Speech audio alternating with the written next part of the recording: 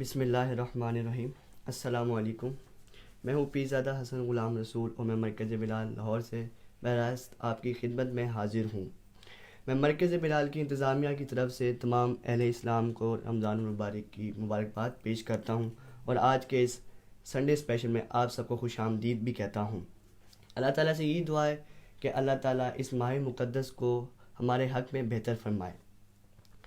جب حضرت موسیٰ اللہ تعالیٰ سے ہم کلام ہوتے تھے تو ایک دفعہ حضرت موسیٰ نے کہا کہ اے اللہ، میں تیرے سے ہم کلام ہوں، تیرا نبی ہوں، تیرے قریب ہوں، کیا اس سے بھی زیادہ کوئی تیرے قریب ہوگا؟ تو اللہ نے کہا کہ جب میرا آخری نبی آئے گا اور جب اس کی امت افطاری کے وقت بیٹھی ہوگی تو وہ میرے اس وقت تم سے بھی زیادہ قریب ہوگی۔ اے موسیٰ، تمہارے اور میرے درمیان 70 پردوں کا فاصلہ ہے، مگر اس وقت اس امت کے ساتھ میرا کوئی فاصلہ نہیں ہوگا۔ وہ جو بھی مانگیں گے میں انہیں عطا کروں گا، اور اگر انہیں پتہ چل جائے کہ رمضان کیا ہے تو وہ یہی تمنا کریں کہ سارا سال ہی رمضان ہو۔ محترم ناظرین، ہمارے ساتھ ہمیشہ کی طرح مشہور عالم دین اسکالر علامہ پیر شفاعت رسول موجود ہیں۔ میں ان کا تہہ دل سے پروگرام میں استقبال کرتا ہوں، اور بغیر وقت کو ضائع کیے میں آج کے پہلے سوال کی طرف بڑھتا ہوں کہ علامہ صاحب، قرآن کریم کا روزے کے حوالے سے کیا مقصد ہے؟ قرآن پاک میں روزے کے حوالے سے اس کا کیا مقصد ہے؟ بسم اللہ الرحمن الرحیم۔ یا ایھا الذین آمنوا کتب علیکم الصیام کما کتب علی الذین من قبلکم لعلکم تتقون۔ صدق اللہ العظیم۔ اس ایک آیت مبارکہ میں اللہ تعالیٰ نے ایک سے زیادہ چیزوں کو بیان فرما دیا۔ پہلی چیز یہ بیان فرمائی کہ ایمان والوں پر روزہ فرض ہے۔ دوسرا، اس حقیقت کو بیان کیا کہ یہ تم پر ہی فرض نہیں، تم سے پہلوں پر بھی روزے فرض تھے۔ روزے کے حوالے سے مفسرین محدثین اس بات پر متفق ہیں کہ جتنی پرانی تاریخ نبوت اور رسالت کی ہے اتنی ہی پرانی تاریخ روزے کی ہے۔ جب سے انسان روئے زمین پر آیا تو روئے زمین پر آنے کے بعد وہ روزے رکھتا آیا ہے۔ اور اگر انسان کے آپ وقت کو دیکھیں جو اللہ تعالیٰ نے تقسیم کیا ہے، جس میں اس نے جاگنا ہوتا ہے اور کچھ حصہ اس نے سونا ہوتا ہے، تو ڈاکٹروں کے مطابق ایک صحت مند آدمی کو 7 سے 8 گھنٹے سونا چاہیے، اور ایک بچے کو، نوجوان کو 8 سے 9 گھنٹے اسے سونا چاہیے۔ اور قدرتی طور پر جب انسان سوتا ہے تو اس حالت میں اس کا روزہ ہوتا ہے، نہ وہ کچھ کھاتا ہے سوئے ہوئے، نہ کچھ پیتا ہے وہ سوئے ہوئے۔ تو گویا جب سے انسان معرض وجود میں آیا، رب کے نظام فطرت میں اللہ تعالیٰ نے 24 گھنٹوں میں کچھ گھنٹے اس کے روزے کے رکھ دیے ہیں، اس لیے کہ روزہ، نہ کھانا نہ پینا، یہ انسان کی صحت کے لیے، دماغ کے لیے، فکر کے لیے اور روح کے لیے بہت ضروری ہے۔ مگر اس سے بڑھ کر اللہ تعالیٰ نے ہر شریعت میں روزے کو فرض کیا، اور روزہ فرض کرنے کے بعد تیسری بات اللہ تعالیٰ نے اس آیت میں فرمائی لعلکم تتقون، تاکہ تم تقوی اختیار کرو۔ گویا ایمان والوں تم پر روزے فرض ہیں، اور یہ پہلی بار تم پر فرض نہیں ہوئے، تم سے پہلوں پر بھی فرض تھے۔ شریعت موسوی میں فرض تھے، شریعت عیسی میں فرض تھے، اور شریعت مصطفیٰ صلی اللہ علیہ وسلم میں بھی فرض ہیں۔ ہاں، شکل، اوقات یہ کچھ تھوڑی سی مختلف ہوتی ہے، مگر فرض ہر شریعت میں روزہ تھا۔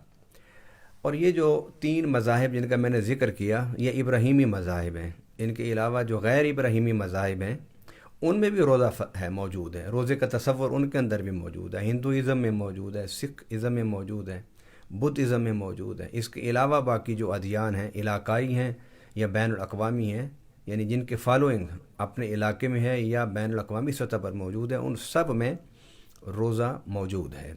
مگر روزے کا مقصد کیا ہے؟ روزے کا مقصد یہ کہ تقوی اختیار کرو، متقی بن جاؤ۔ اس لیے نبی پاک صلی اللہ علیہ وسلم نے ارشاد فرمایا کہ جو لوگ کھانا پینا چھوڑ دیتے ہیں روزے کے دنوں میں، مگر بے مقصد گفتگو، فحش گوئی نہیں چھوڑتے، لڑنا جھگڑنا نہیں چھوڑتے. میرے آقا صلی اللہ علیہ وسلم نے فرمایا جاؤ ان کو بتا دو کہ تمہیں بھوکا رکھنا اللہ کے کسی فائدے میں نہیں ہے. روزے کا مقصد تو یہ تھا کہ آپ حلال چیزیں چھوڑ دیں.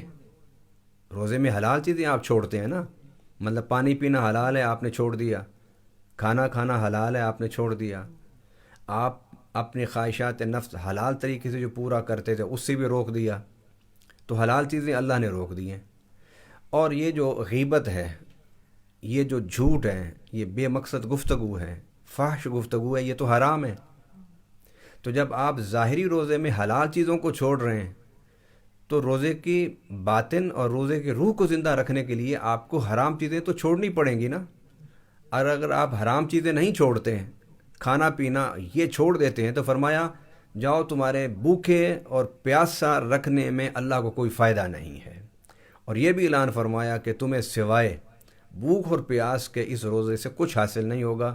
تقوی اسی روزے سے حاصل ہوگا کہ جس روزے میں آپ کھانا پینا اور خواہشات نفس بھی چھوڑ دیں، اور اس کے ساتھ ساتھ فحش، بیہودہ گفتگو، غیبت، جھوٹ یہ بھی آپ چھوڑ دیں. تو یہ دونوں چیزوں کو آپ چھوڑیں گے تو آپ روزے کے مقصد کو پائیں گے، جو روزے کا مقصد اللہ تعالیٰ نے تقوی بیان فرمایا. بالکل، اللہ تعالیٰ نے روزے کا مقصد تقوی بیان کیا ہے.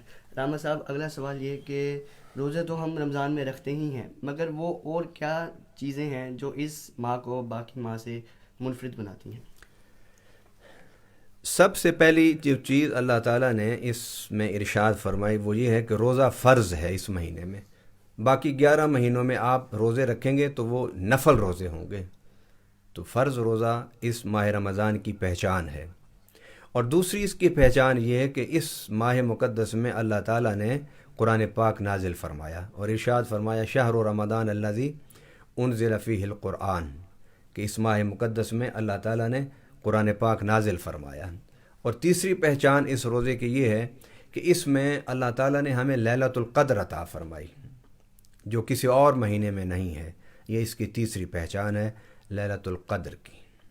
اور چوتھی اس کی پہچان یہ ہے کہ نبی پاک صلی اللہ علیہ وسلم کے پاس جبرائیل اس ماہ مقدس میں آتے تھے اور حضور سے قرآن پاک کا دور کیا کرتے تھے، دور فرمایا کرتے تھے. دور یہ ہوتا ہے کہ آپ قرآن پاک کا کچھ حصہ پڑھیں، میں سنوں، پھر میں پڑھوں اور آپ سنیں.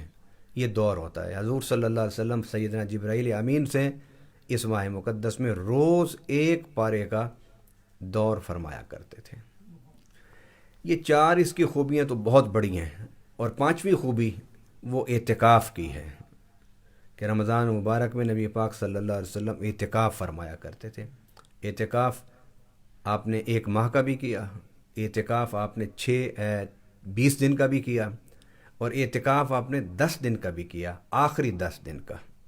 اور یہ حضور صلی اللہ علیہ وسلم کی عادت مبارکہ تھی. جس میں 30 دن کا اعتکاف کیا اس میں بھی 10 دن موجود ہیں. جب نبی پاک صلی اللہ علیہ وسلم نے 20 دن کا اعتکاف فرمایا تو اس میں بھی 10 دن موجود ہیں. لیکن کوئی رمضان میرے آقا صلی اللہ علیہ وسلم کی حیات مبارکہ میں ایسا نہیں گزرا کہ جس میں میرے آقا نے اعتکاف نہ فرمایا ہو. تو یہ اس کی خوبی ہے. اور یہ جو آخری عشرے میں اعتکاف کے بارے میں احادیث میں تاکید ہے، اس کی وجہ یہ ہے کہ لیلۃ القدر پورے رمضان میں نہیں ہے. لیلۃ القدر اللہ تعالیٰ نے مختص فرما دی آخری عشرے کے ساتھ، اور آخری عشرے کی 10 راتوں میں نہیں، 10 راتوں میں جو طاق راتیں ہیں ان کے اندر موجود ہیں. 21ویں رات، 23ویں رات، 25ویں رات، 27ویں رات اور 29ویں رات. تو وہ اعتکاف آخری عشرے کا، لیلۃ القدر بھی آخری عشرے کی طاق راتوں میں. اس لیے جو شخص اعتکاف بیٹھے گا وہ یقیناً لیلۃ القدر کو پا لے گا. اس لیے یہ ترغیب ہے، حکم نہیں ہے کہ آپ اعتکاف ضرور کریں. اگر ایک محلے کی مسجد میں 2-3 آدمی اعتکاف کر لیتے ہیں تو سب سے ذمہ داری ساقط ہو جاتی ہے. یہ 5 چیزیں اس رمضان کے ساتھ خاص ہیں. اور چھٹی چیز بہت اہم ہے، اس کو رمضان کے ساتھ کر لیں، تو وہ یہ ہے کہ اللہ تعالیٰ نے اس ماہ رمضان کے اختتام پر ہمیں ایک خوشی کا تہوار دیا ہے جسے ہم عید الفطر کہتے ہیں.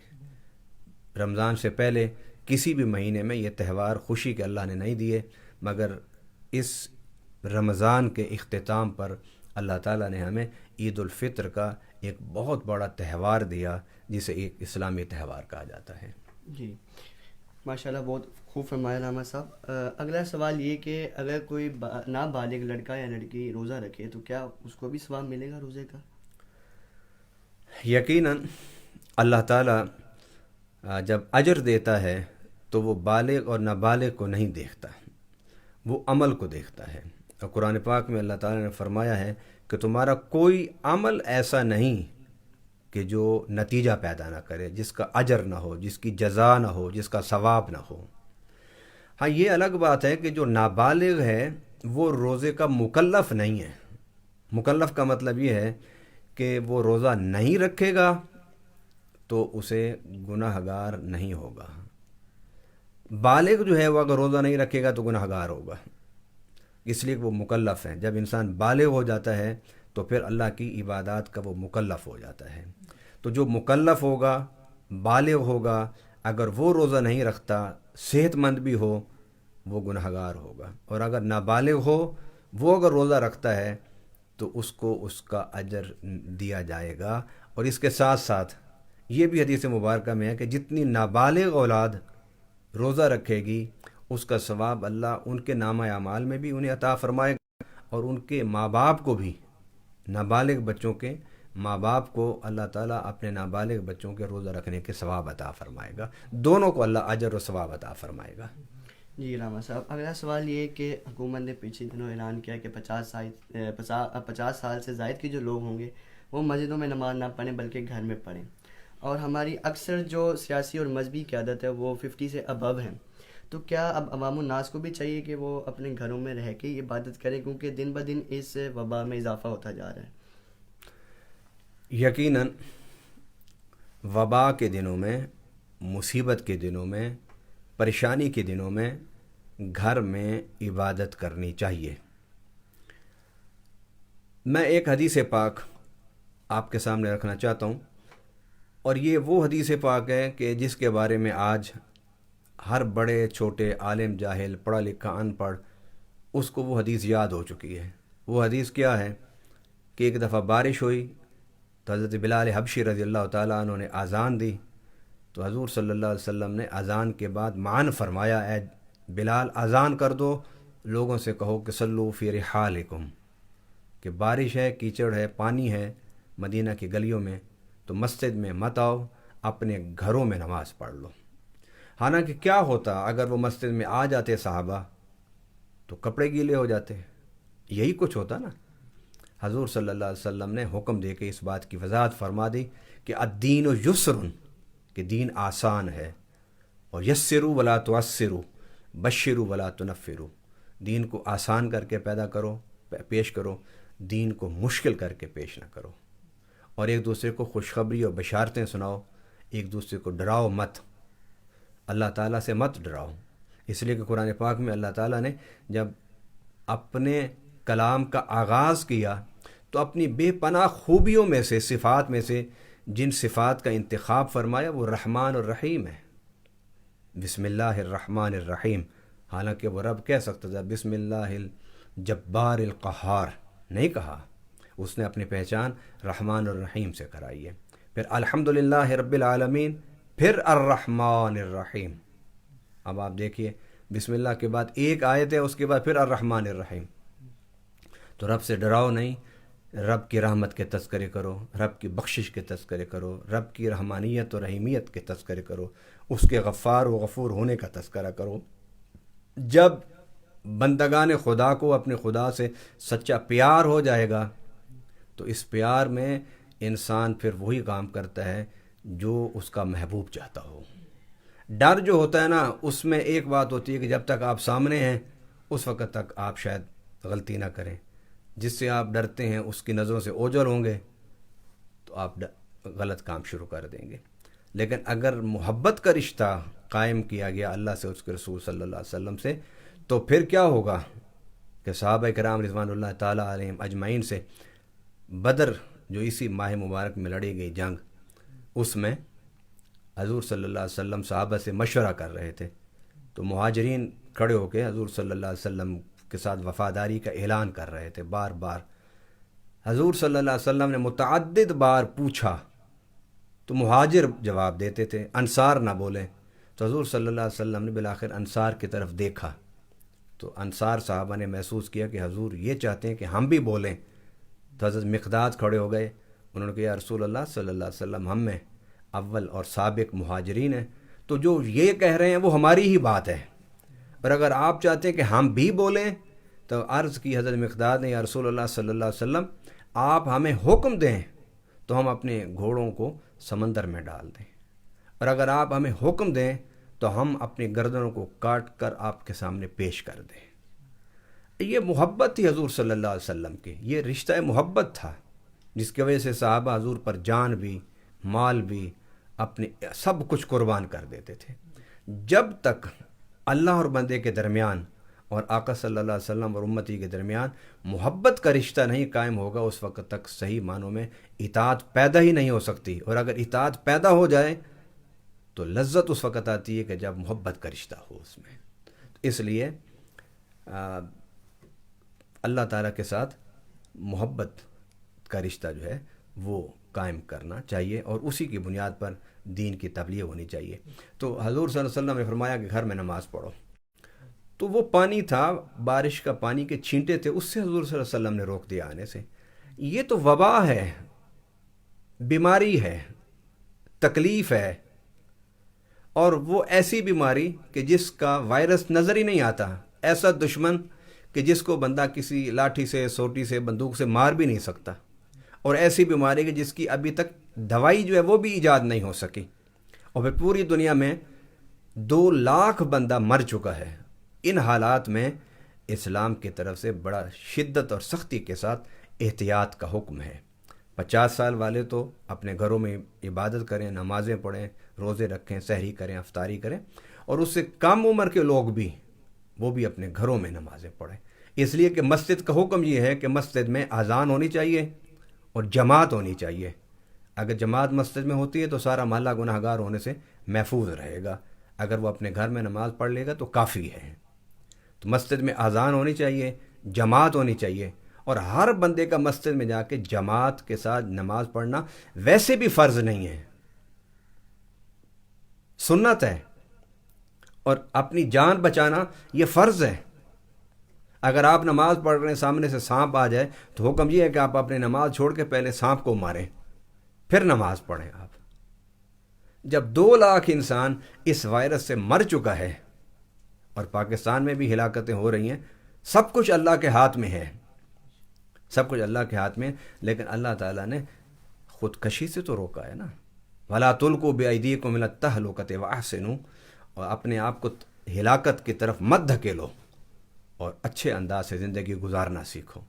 اور اگر آپ وہ وائرس کیریئر کر کے آتے ہیں، اس سے آپ اپنے گھر کے بچوں کو، بیوی کو، ماں باپ کو اگر آپ بیماری میں مبتلا کرتے ہیں تو یہ خودکش حملہ ہے۔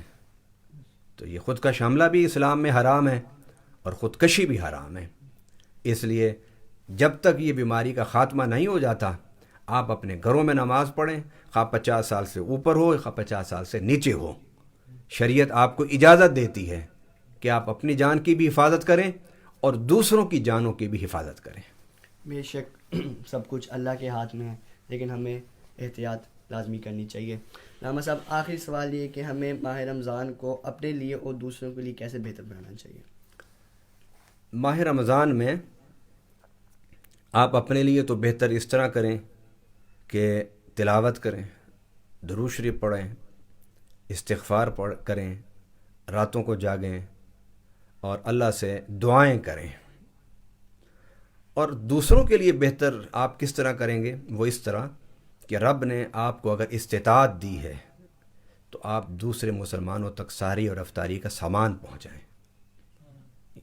دوسروں کے لیے آپ یہ آپ کی طرف سے بہتری ہو سکتی ہے۔ آپ زبانی تلقین بھی کریں لوگوں کو، جس طرح اس پروگرام کے ذریعے سے لوگوں تک اسلام، دین کا پیغام اور قرآن اور حدیث کی تعلیمات ہم پہنچا رہے ہیں، مگر اس کے ساتھ ساتھ آپ جب ذکر کرتے ہیں، تلاوت کرتے ہیں، اللہ اللہ کرتے ہیں، درود شریف پڑھتے ہیں، سجدے کرتے ہیں، شب بیداری کرتے ہیں، تراویح پڑھتے ہیں، تو آپ کیا کر رہے ہوتے ہیں؟ آپ حقوق اللہ کو پورا کر رہے ہوتے ہیں۔